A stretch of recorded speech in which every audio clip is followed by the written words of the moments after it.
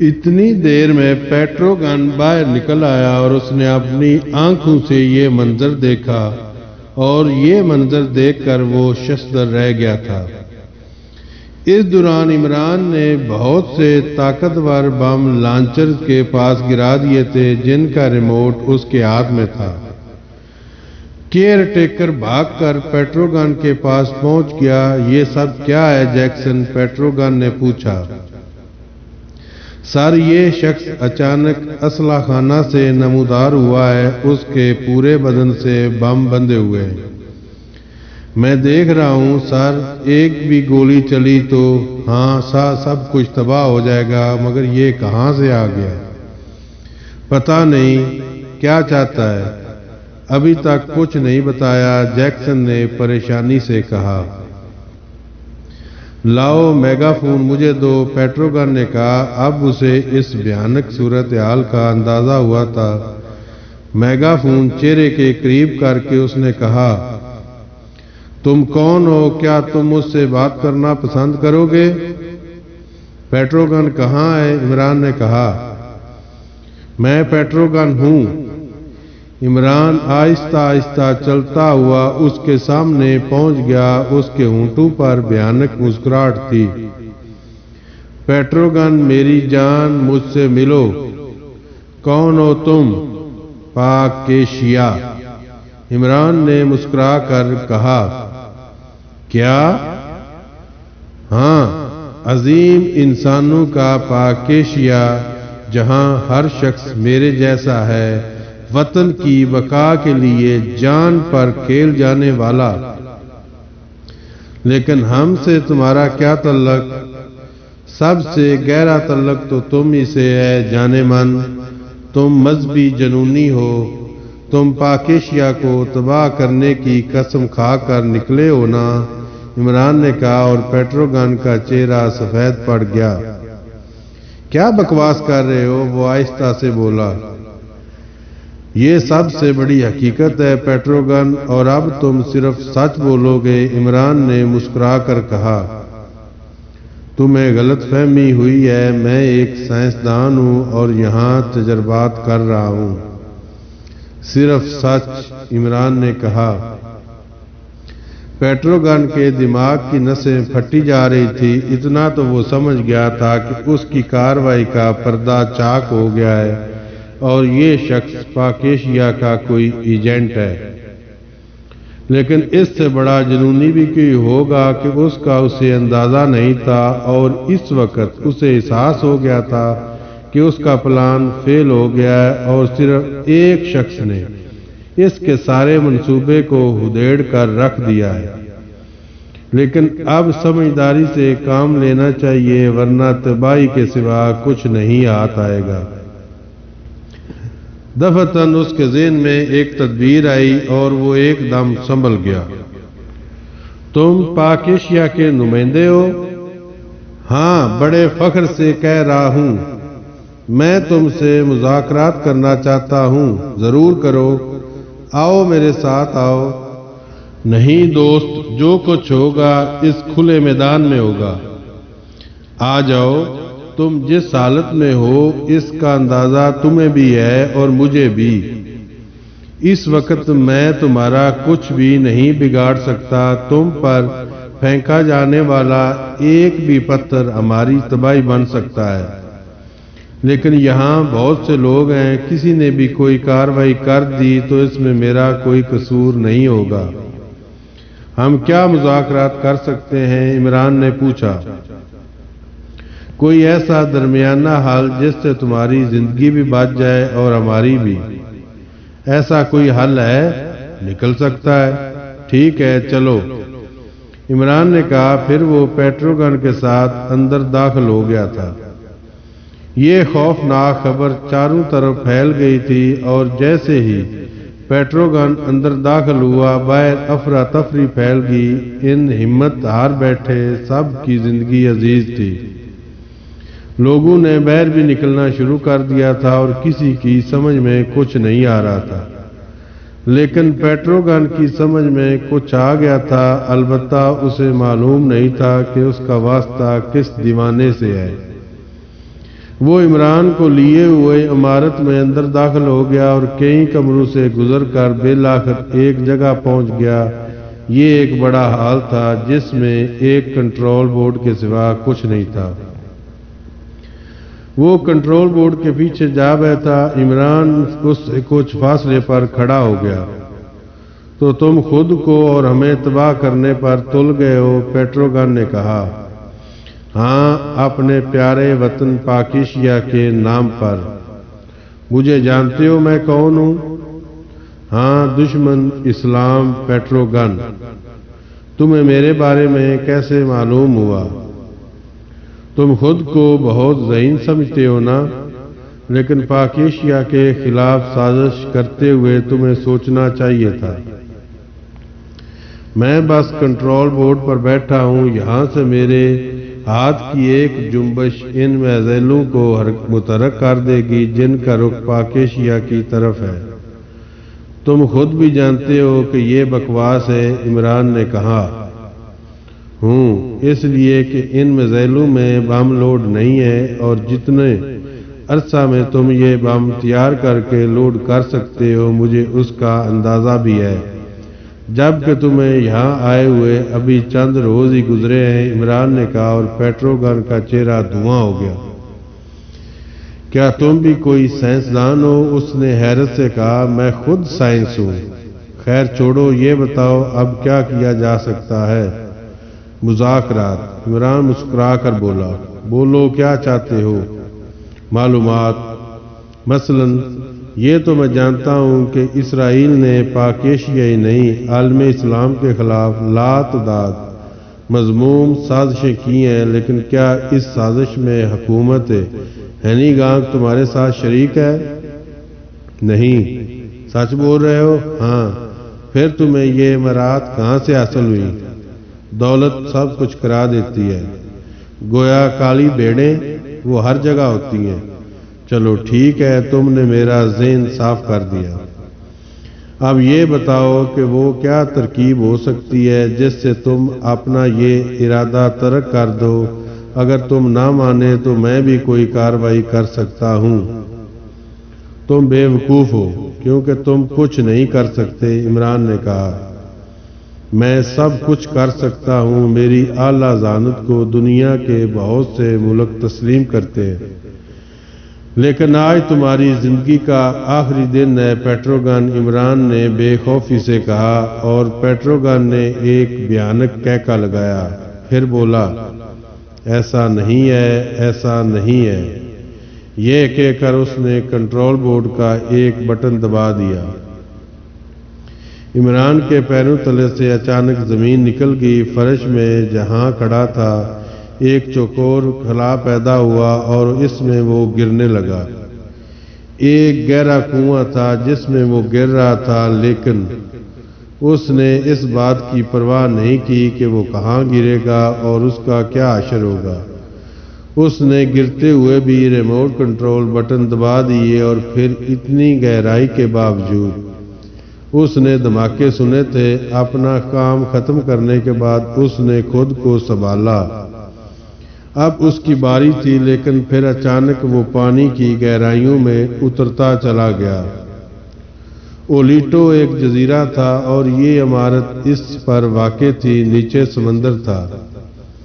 پیٹروگن کسی خاص مقصد کے لیے یہ جگہ تیار کروائی تھی۔ کچھ لمحوں کے بعد عمران سنبھل سکا اور پانی کی گہرائیوں میں کافی نیچے تک چلا گیا، لیکن اس کے بعد اس نے اپنے آپ کو سنبھالا۔ پانی میں گرنے سے تمام بم نکارہ ہو گئے تھے اور اب ان کا کوئی مصرف نہیں رہا تھا، لیکن عمران کو سنبھلنے میں کافی مشکلات کا سامنا کرنا پڑا۔ وہ ایک اعلیٰ پائے کا تیراک تھا۔ کچھ ہی دیر کے بعد اس نے اپنے آپ پر قابو پا لیا۔ تا حد نظر گہری تاری تھی، اور یہ غالباً اس لیے تھی کہ اوپر وسیع اور ریز احاطے میں عمارت پھیلی ہوئی تھی، اور جزیرے کی تہہ کے نیچے جانے کے بعد یہ سمندر شروع ہوتا تھا۔ عمران نے کچھ دیر کے بعد اپنے آپ کو سنبھال لیا۔ جو کارروائی اس نے کی تھی اس پر اسے یقین تھا کہ کہ اس کا کام ہو گیا ہوگا، اور بہرحال اس نے اپنا یہی مقصد پورا کرنا تھا۔ پانی میں خود کو سنبھال کر اس نے سب سے پہلے اپنے جسم کو ان نکارہ بموں کے بوجھ سے آزاد کروایا اور اس کے لیے شدید جد و جہد کرنے لگا۔ بہت سے بم تھے، بالآخر اس نے انہیں ان تسموں سے علیحدہ کر دیا جو اس کے جسم سے بندھے ہوئے تھے، اور اس کے بعد زندگی کی اس جد و جہد کا آغاز ہو گیا۔ پانی میں اترنے کا بھی ایک طریقہ ہے۔ بہت دیر میں اس نے اپنے آپ کو سنبھالا۔ اس کی انتہائی کوشش تھی کہ اس جزیرے اور اس عمارت کے نیچے سے نکل کر کھلے سمندر میں پہنچ جائے۔ اس کے لیے وہ جان کی بازی لگا کر تیرتا رہا۔ زندگی تو اس نے موت کے سپرد کر ہی دی تھی، اب بھلا کیا پرواہ تھی۔ لیکن بہرحال قدرت ایسے ہی موقعوں پر اپنے بندوں کو یہ بتاتی ہے کہ زندگی کا ایک لمحہ کم ہے نہ زیادہ۔ حالات کچھ بھی ہوں، اگر موت کا وقت قریب نہیں آیا تو زندگی چھیننے والی کوئی قوت کامیاب نہیں ہو سکتی۔ پتہ نہیں اس میں اس کے ہوش و حواس کا دخل تھا کہ اس کی مہارت کا حصہ کیا، پھر زندگی اور موت کی جنگ۔ کافی دیر کے بعد اس نے اپنے آپ کو ان تاریکیوں سے نکال لیا جو اوپر موجود چٹانوں اور زمین کی تاریکیاں تھیں، اور اس کے بعد اس نے پانی کی سطح کی جانب ابھرنا شروع کر دیا۔ الحیات مبادی ایک عجیب سی کیفیت کا شکار تھا۔ عمران نے اسے ساحل کی جانب بھیج تو دیا تھا، لیکن اپنی منزل پر پہنچنے کے بعد الحیات مبادی کو یہ احساس ہوا کہ کہیں کوئی گڑبڑ ہے۔ ایسے وقت میں جب کہ خاردار تاروں کے اس طرف اس کمپلیکس میں داخل ہونے کا معاملہ سب سے زیادہ اہمیت کا عمل تھا، اسے بغیر کسی منصوبے کے اس طرف بھیج دینا کچھ عجیب سی بات تھی، لیکن وجہ اس کی سمجھ میں بالکل نہیں آ رہی تھی۔ فرار کا راستہ تو اس وقت اختیار کیا جاتا جب کام ہو جاتا، لیکن ابھی تو دور دور تک کوئی ایسی صورت نظر نہیں آ رہی تھی جس سے یہ احساس ہو کہ کام ہو رہا ہے یا اس کے ہو جانے کی امید ہے۔ ان خیالات میں کھویا ہوا وہ بالآخر اس ساحل تک پہنچ گیا۔ معاملہ جیوشا کا تھا اور اسے جیوشا کو تلاش کرنا تھا۔ اس بات کے امکانات بہت کم تھے کہ جیوشا صرف ان کے لیے یہاں وقت برباد کرتا رہے، لیکن یہ بھی ایک حیرت انگیز بات تھی کہ جیوشا اسے مل گیا اور اس نے اپنی کشتی ساحل سے لگا رکھی تھی اور اس میں اپنا وقت گزار رہا تھا۔ الحیات مبادی شدید حیران رہ گیا۔ جیوشا نے اسے دیکھا اور اس کے عقب میں دیکھتا ہوا بولا، کیا واپس چلنا ہے؟ لیکن وہ دوسرا صاحب، نہیں جیوشا، تم یہ بتاؤ کہ تم اس وقت سے یہیں ہو؟ آپ نے میرے کو بولا تھا صاحب، جیوشا نے کہا۔ جیوشا، تم بہت شریف آدمی ہو۔ دیکھو صاحب، انسان کے اندر ایک اور انسان ہوتا ہے اور وہ شریف آدمی کو پہچان لیتا ہے۔ بس ہمارا دل نہیں چاہا کہ ہم یہاں سے جائیں آپ لوگوں کو لیے بغیر۔ بہرحال الحیات مبادی نے اس کا شکریہ ادا کیا تھا اور عمران کا انتظار کرتا رہا۔ انتظار کتنا مشکل کام ہوتا ہے اس کا احساس الحیات مبادی کو اب ہوا تھا، اور وہیں عمران کا انتظار کرنے لگا۔ نہ جانے عمران کیا کر کے آئے گا۔ دل ایک عجیب سی کیفیت کا شکار تھا، غرضے کہ وہ وہاں انتظار کرتا رہا اور وقت کے لمحات طے ہوتے رہے۔ پھر الحیات مبادی نے ایک ہولناک دھماکہ سنا تھا اور بری طرح اچھل پڑا تھا۔ جہاں تک اس دھماکے کا تعلق تھا، یہ دھماکہ اسی کمپلیکس میں ہوا تھا۔ وہ شدت حیرت سے آنکھیں پھاڑنے لگا۔ اس کے بعد تو دھماکوں کا طوفان آ گیا۔ جیوشا ڈر کر اس کے قریب پہنچ گیا تھا۔ یہ کیا ہو رہا ہے صاحب؟ پتہ نہیں، الحیات مبادی کھوئے ہوئے لہجے میں بولا۔ اس کا خیال درست تھا، دھماکہ کمپلیکس میں ہی ہوا تھا، وہ ایریا جہاں میزائل نصب تھے اور جہاں عمران نے بہت سے بم ڈال دیے تھے جو ریموٹ کنٹرولڈ تھے۔ وہ حصہ ایک دھماکے سے اڑ گیا تھا، میزائل پھس پھسی آتش بازیوں کی مانند فضا میں بلند ہوئے اور تھوڑی بلندی طے کرنے کے بعد پھٹ کر نیچے گرنے لگے، کیونکہ ان کا کوئی مصرف نہیں تھا۔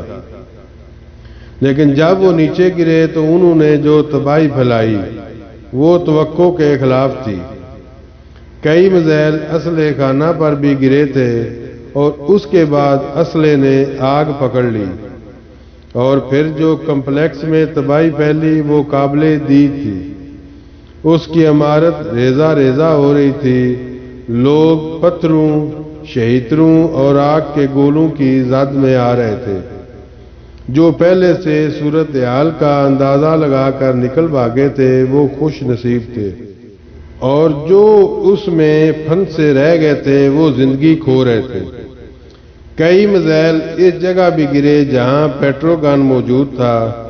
پیٹروگن عمران کے خاتمے کا مکمل طور پر بندوبست کر چکا تھا، لیکن بس چوک ہو گئی تھی، اسے ان ریموٹ کنٹرول بموں کا خیال نہیں رہا تھا، اور نہ ہی یہ اندازہ ہو سکا تھا کہ عمران نے وہاں جو خوفناک تباہی پھیلائی ہے اس میں ان میزائلوں کے قریب بموں کا گرنا بھی ہے، ورنہ سب سے پہلے وہ انہی کا بندوبست کرتا۔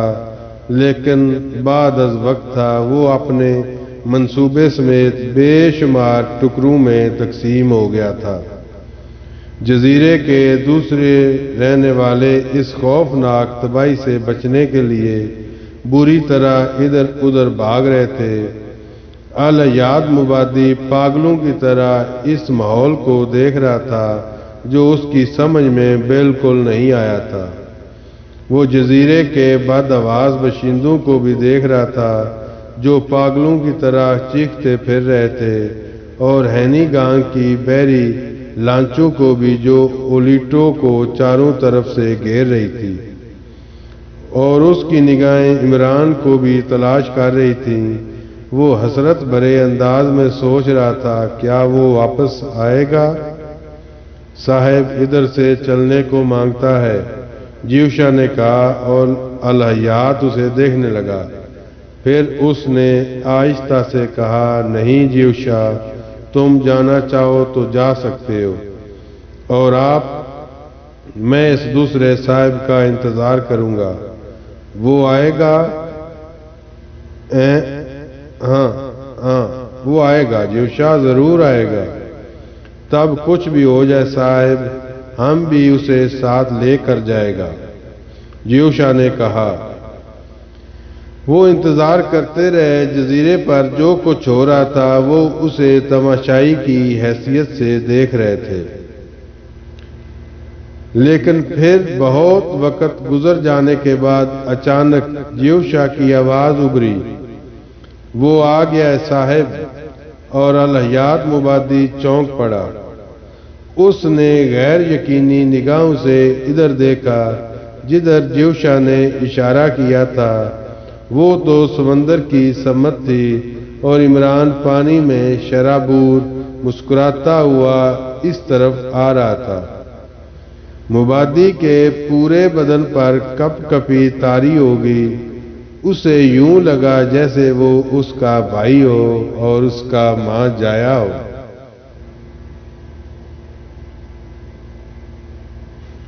الحیات مبادی سر سلطان کے سامنے تھا اور ان سے ضد کر رہا تھا، یہ کیسے ہو سکتا ہے جناب کہ آپ اسے نہ جانتے ہوں؟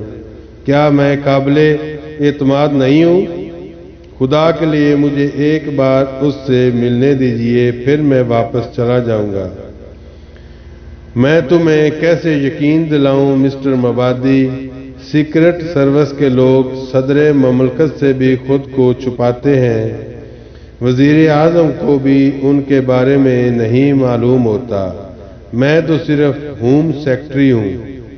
ان کا نام علی عمران ہے، خوبصورت سا جوان ہے، سنجیدہ پروقار، میرے ساتھ پاک ایشیا آیا تھا، ایئرپورٹ سے میرے ساتھ چلا تھا، میرے لیے ہوٹل کا کمرہ حاصل کیا اور پھر یہ کہہ کر چلا گیا تھا کہ دوبارہ ملاقات ہوگی، بس پھر نہیں آیا۔ علی عمران، سر سلطان نے کہا، پھر بولے، میں اس نام کے کسی شخص کو نہیں جانتا۔ مبادی بہت افسردہ نظر آ رہا تھا۔ پھر اس نے کہا، بہرحال یہ آپ کے سیکورٹی کے معاملات ہیں، اس سے زیادہ کیا ضد کروں؟ ہاں، اگر وہ مل جائے تو اسے میرا سلام کہہ دیں اور کہہ دیں کہ میں اسے زندگی بھر نہیں بھول سکوں گا، کبھی نہیں۔ سر سلطان نے الحیات مبادی کی آنکھوں میں آنسو دیکھے اور پھر خود بھی افسردہ ہو گئے، لیکن مجبوری تھی، عمران کی اجازت کے بغیر وہ اسے اس کا پتہ نہیں دے سکتے تھے۔ فی امان اللہ ختم شد۔